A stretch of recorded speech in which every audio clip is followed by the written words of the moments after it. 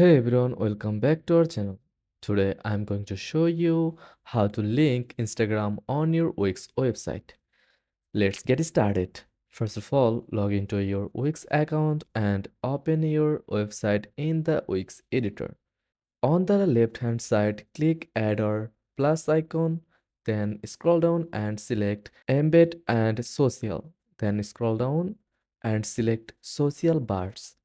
From there, select a bar and drag the Instagram feed widget onto your page. You can place it anywhere you would like to showcase your Instagram posts. Now, double click the widget to open the settings menu.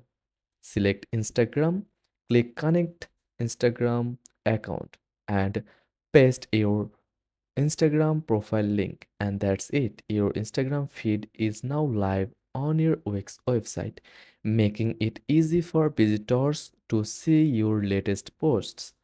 And that's it. Thanks for watching.